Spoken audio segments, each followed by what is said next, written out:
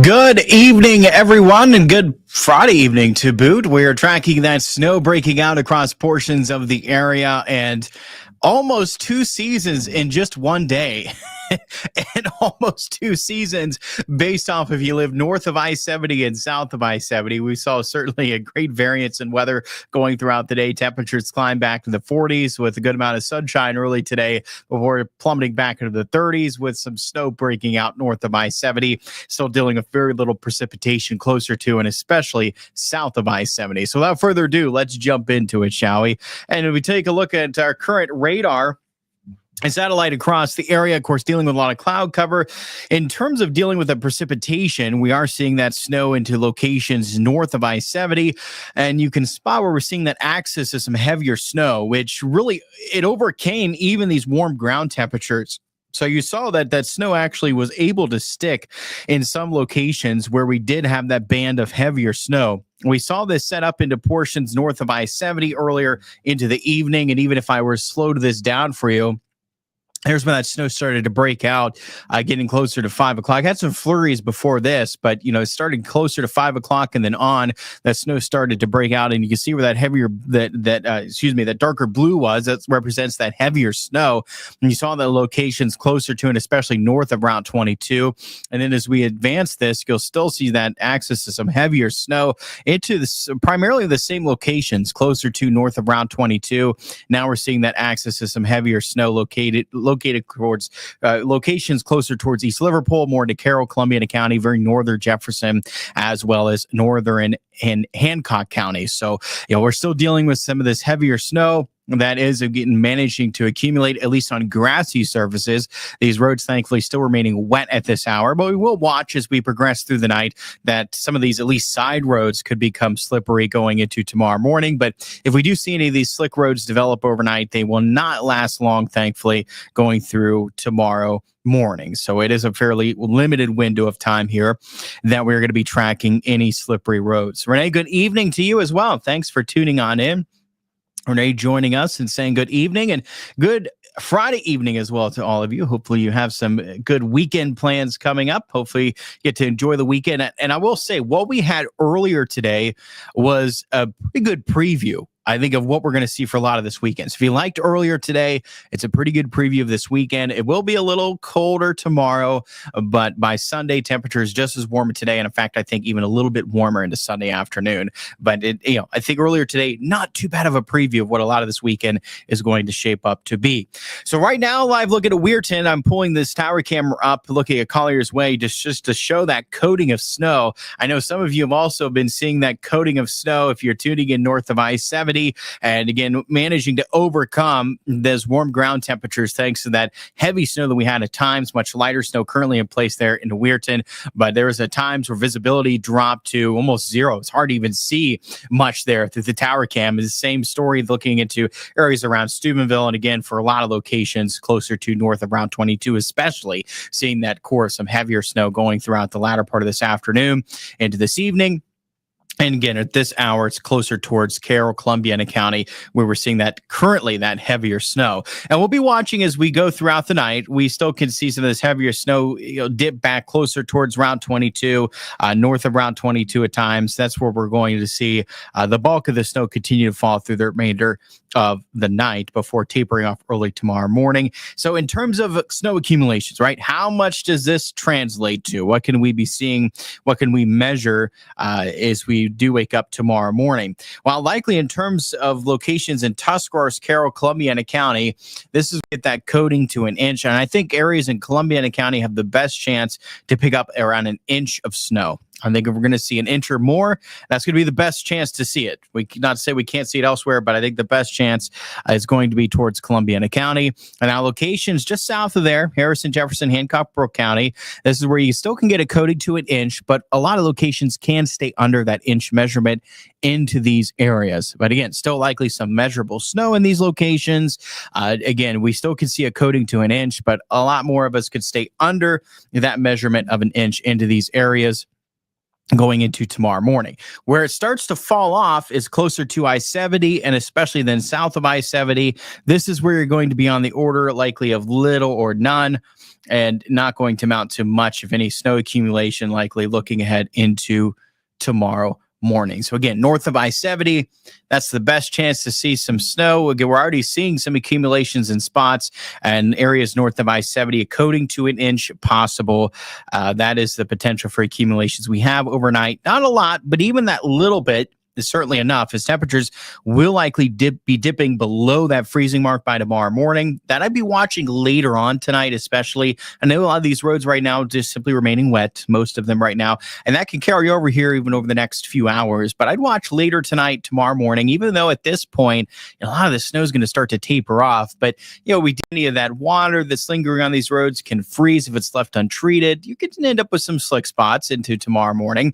I would just watch overnight, early tomorrow morning. You could see some slick spots. Some of these side roads can be slippery, but it's a quick improvement through the morning hours. Any slick spots or slippery roads, they turn wet, eventually dry throughout the daytime tomorrow, and it's going to be a very minimal impact to the daytime. Again, it's going to be early in the morning tomorrow, I think, as that potential for waking up to some slick spots on these roads or some slippery roads. Some of these side roads could be, but I think it's a quick improvement throughout the morning, and we do not have to worry about this for the vast majority of this weekend. And we're going to be tracking dry conditions for the vast majority of this weekend as well. So again, this snow does carry over into the second half of the night, but it tapers off early Saturday morning. And we're not waking up to any more accumulating snow tomorrow morning, but we could spot some flurries. There is that potential. So flurries lingering with cloud cover Saturday morning. Those that taper off, cloud cover clears into Saturday afternoon, and our temperatures likely top off closer to about 40 degrees. So it's on the chilly side to start off the weekend. By Saturday night, then, we're still seeing little cloud cover in place once those clouds clear out later into the day Saturday. Plenty more sunshine ahead for your Sunday, and we'll see temperatures by Sunday afternoon topping off even closer to 50. So at that point, not as chilly for the second half of the weekend. Still a lot of sunshine, going to be gorgeous, and we're tracking even more sunshine early next week as temperatures are climbing even into the 60s. And I think we can even hit some 70-degree temperatures looking ahead going into the latter part of next week.